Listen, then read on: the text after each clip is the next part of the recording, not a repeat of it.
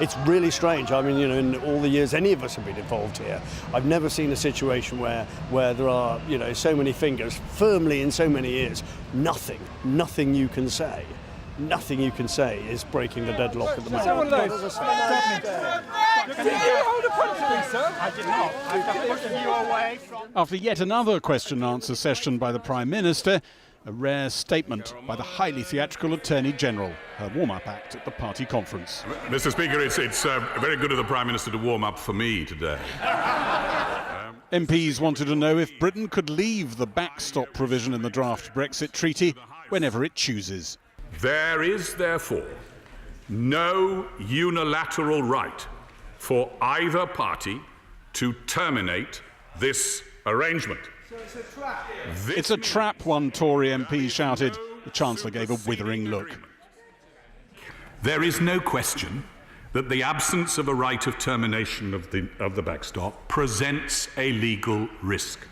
The question of whether it is one this House should take is a matter of political and policy judgment that each one of us must grapple with.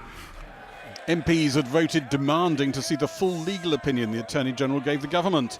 He said that broke convention and would not happen. It's no use the baying and shouting of members opposite. What I am trying to do is guard the public interest. That's all. What part of that proposition is the other side incapable of understanding?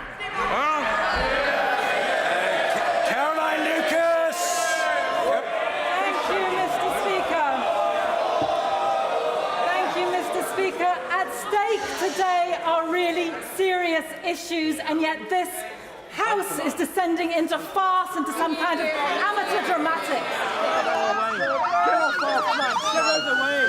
Who are you talking to? With tempers fraying inside and outside the House, opposition parties wrote to the Speaker saying the government was in contempt of Parliament for not publishing the legal advice as demanded. Divisions are on display in meetings around the country. At Shepton Mallet in Somerset, Tory MP James Heapy tells voters he's backing the deal. Why can we not have no deal and go with the WTO, which offers us everything we ask for of the referendum? It puts us completely over a barrel, with control being given to Monsieur Macron and his Spanish colleagues and all the rest of them. Since the referendum, over 1 million electors have died. And we know most of those electors were Brexiters. And since the referendum, this is inescapable fact. You can dispute it if you like. I get people sort of popping up on my Facebook sort of saying, oh, you're just a sort of quisling, obeying the whip and everything else. And it's like, well, at no time in the last few decades could that be less true of what's going on in Parliament right now. It is almost every man and woman for themselves.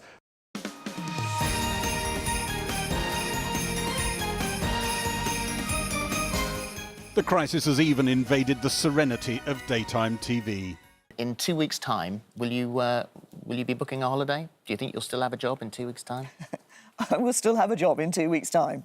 Definitely? And my job is making sure that we do what the public asked us to. We leave the EU, but we do it in a way that's good for them.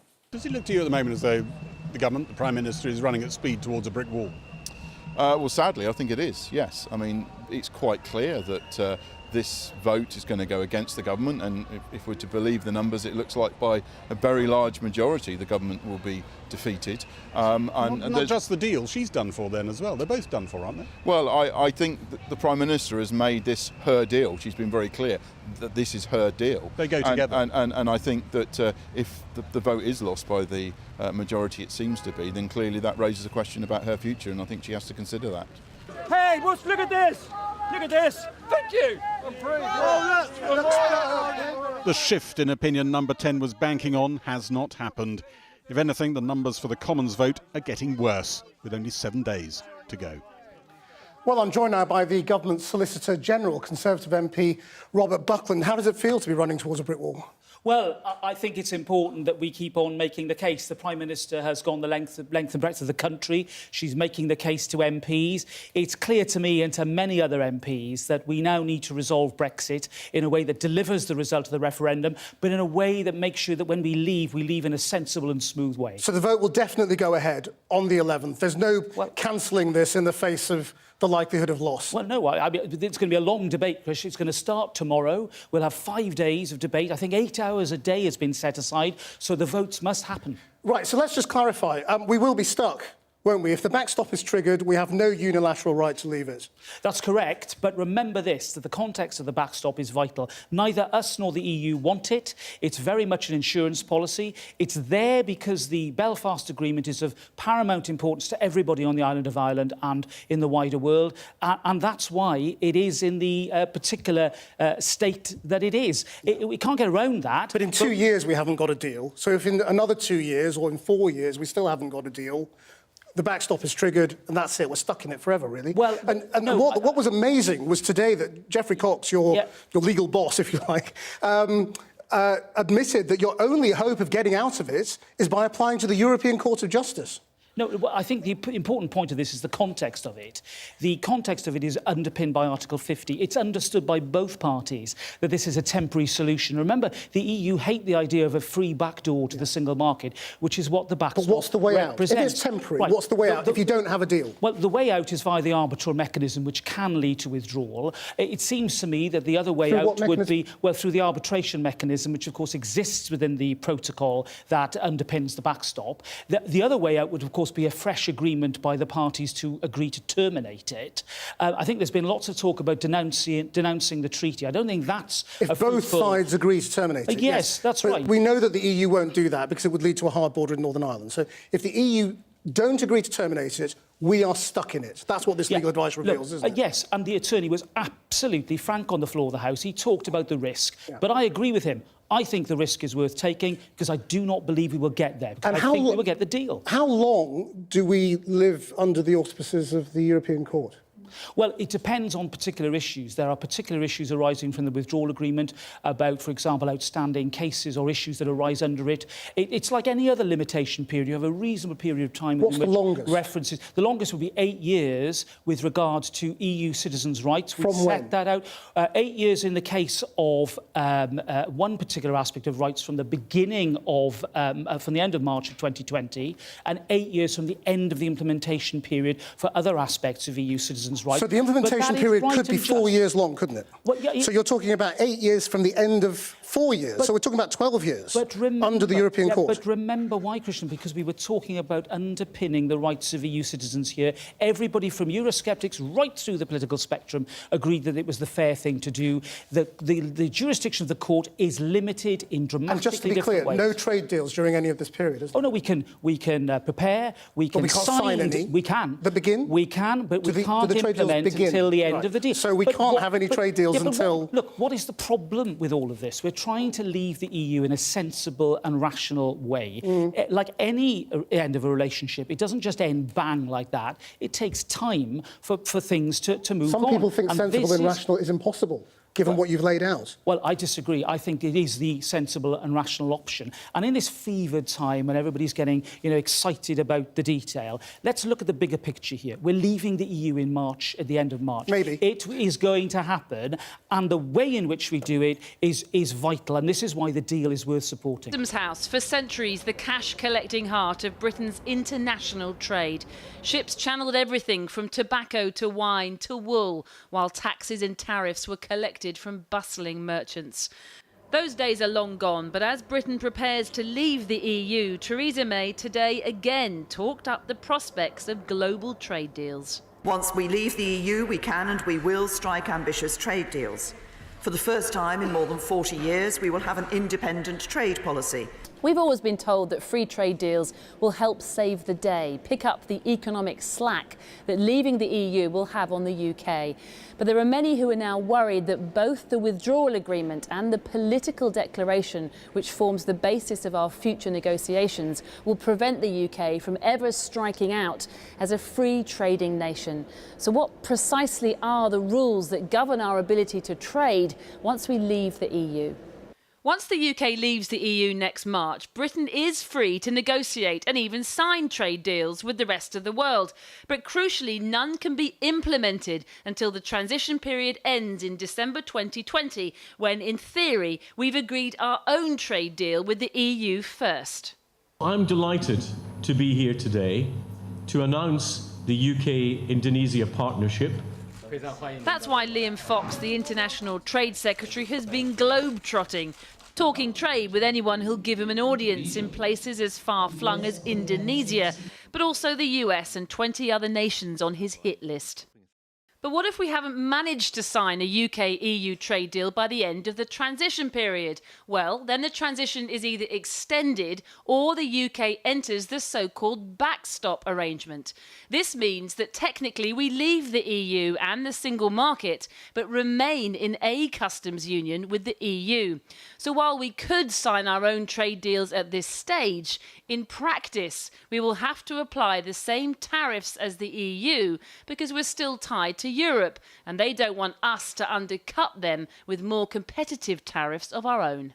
And it's those continuing close ties with Europe that some say will simply put new trade partners off. Any country that comes to us, the US, Australia, will say to us, well, if we negotiate a deal with you, when will you be able to put it into force? And we'll have to say, well, we don't know. We don't know that. We don't even know the date. We don't know if it's 2020, end of 2022. A number of years after that, we haven't a clue. But overarching all the worries about the transition and the backstop is a fear from some that the language in the declaration used to describe the future UK-EU trade deal could end up locking us into a permanent customs union with the EU and prevent the UK from signing any free trade deals around the world of its own. Certainly that seemed to be the conclusion of President Trump last week, who poured cold water on the prospects of our most lucrative trade deal. I think we have to take a look at seriously whether or not the UK is allowed to trade, because, you know, right now, if you look at the deal, they may not be able to trade with us. A deal the EU wants to build and improve on the single customs territory. The words in the political declaration that for some ominously point not to liberation, but to ever closer trade ties with Europe. Well, from the House of Commons, we're joined by Conservative MP Dominic Grieve, who served as Attorney General and wants a second vote. Labour's shadow Brexit Minister Jenny Chapman. We'll hear from them in a moment. First, let's talk to Conservative Andrew Bridgen, who campaigned to leave the EU. Well, did the Attorney General win you over? I mean, he's an excellent performer in the chamber. He has a voice as rich as a Devon cream tea, but it's the contents of the summary of the legal recommendations was pretty damning at the end of the day.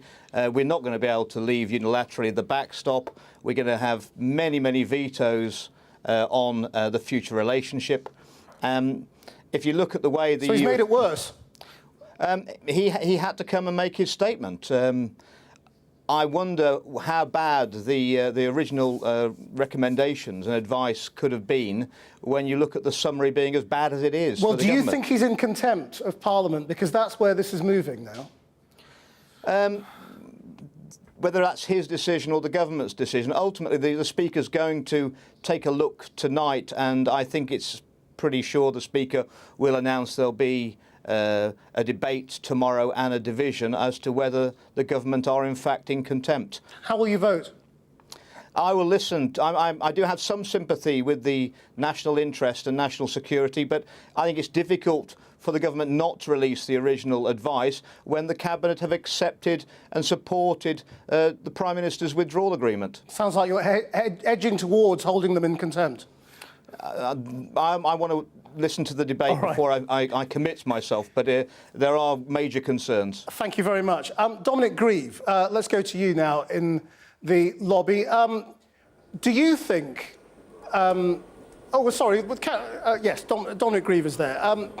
Do you think the government is in contempt?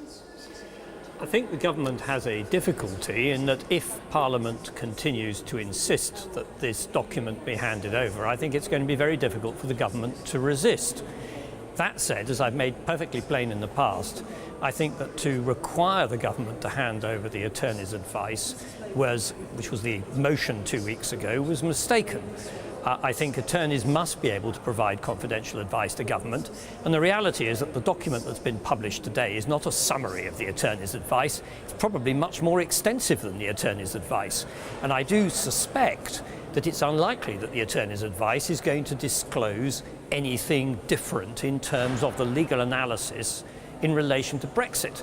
The attorney made the point, which was a fair one, that attorney's advice may often contain extraneous material relating to other issues which may be very difficult for the government to put in the public domain, including, for example, the attitude of allies or associates or other states. Okay. So this is a very difficult issue, but constitutionally it's right to say that if the House of Commons insists tomorrow that it sees the advice, then in those circumstances, I think the government is in great difficulty in not handing it over, right, even if I might disagree with that decision. I mean, it is a sort of a constitutional side issue. The big question is Brexit. Do you think we're heading for the deal being defeated, and do you think we're heading for a second referendum? It certainly looks likely that the deal being offered by the Prime Minister, which has been negotiated by her in good faith, I think is likely to be defeated, because I think Parliament is going to conclude that it's unsatisfactory. That's not her fault. It's an inherently unsatisfactory situation because it devolves from an inherently unsatisfactory decision, which was to leave the EU in the expectation that we would get some sort of acceptable deal, when it always seemed to me we were going to replace one set of international treaty obligations with another, which is exactly what is about to happen, except it is now disadvantageous for us. Where we should go after that is, I don't know. Parliament will have to decide. But if Parliament wishes this matter to go back to the public, it will go back to the public. And my view is that we should send it back to the public, because otherwise we are just going to mire ourselves in chaos. And I think it's the only sensible way out. Jenny Chapman, are you going to come off the fence for your part and back a second referendum, or are you going to tell us we need to have a general election and then we'll see where we are? All options are on the table. You've got the line just right there. OK. We can leave you there then if you like. Well, our position, as you've quite nicely explained, is that we think that if the Prime Minister comes to the House and she is heavily defeated, as it looks as though she will be, that actually that is a point of crisis politically, if not constitutionally, and that a general election would be an appropriate course of action. If that is not possible, or the House of Commons declines to take that option, then there are other options available, and we will explore each and every one. Yes, there are. Right, yes. OK. Thank you for telling us other options are available. Yes. What about the contempt sort of debate tomorrow? Do you think that's likely to go through? We don't know. We need to wait and hear the Speaker's response to our letter today. I think that actually what happened today is very serious, and the House of Commons voted unanimously for a particular course of action, and the government is choosing so far to ignore that vote. Now that is serious, and I think the Attorney General knows it, and he will be considering his own way forward when he writes his own letter to the Speaker this evening too. Well, Jenny Chapman, thank you very much indeed. Dominic Grieve, thank you for joining us, and Andrew Bridgen as well.